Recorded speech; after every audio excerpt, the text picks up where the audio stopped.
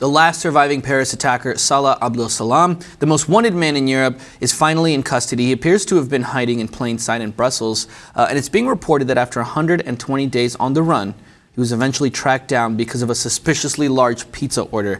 Let me explain. Let me get a little deeper into this. So, Joe, this all started on Tuesday. Belgian and French police stormed an apartment where they thought that there was an empty terrorist safe house. This was just outside of Brussels. What ended up happening was they went in there, they were met with gunfire, it was this dramatic shootout, some police officers were shot. They ended up clearing the place out, and then they found a glass with his fingerprints on them, basically letting the police know, and all investigators, that he must be around here somewhere, he must be close by. He couldn't be too far. So that basically turned into this renewed search, and it led police to this house just meters away from where he grew up in Molenbeek, a suburb of Brussels.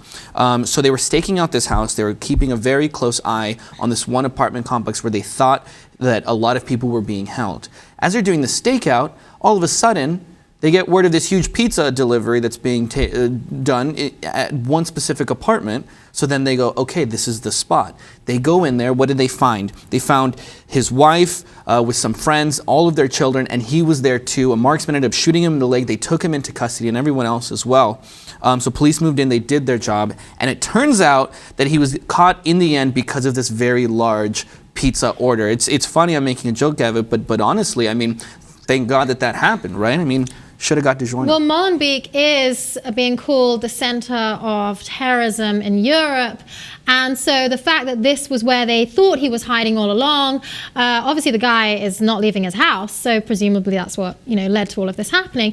The fact is that this is the most wanted man in Europe. He probably couldn't, do anything else apart from sit there at home and order in.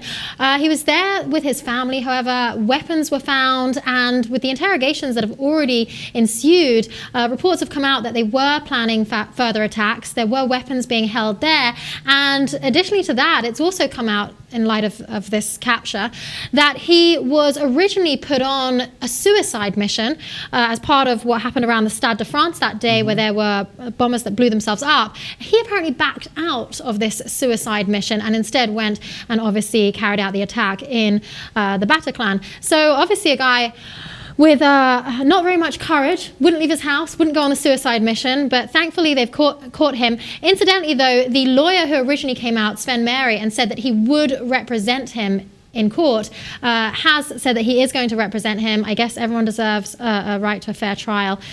So we will eventually see this man appear in court and appear on trial.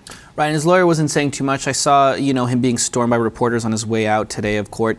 And he was basically saying, okay, Abdeslam is in hospital right now. He's going to fight extradition. They want to take him back to France, where he probably should be put on trial, right, and interrogated.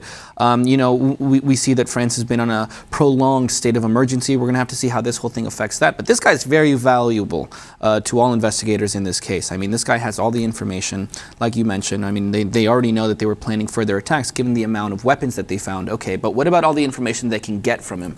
And it's interesting to kind of think of what kind of interrogation methods they're going to use against him to try to, get this valuable information. But they have the guy in custody, and it's just a matter of time before we get more and more information. So we're going to have to wait and see. We'll keep you guys updated here on the Lip TV.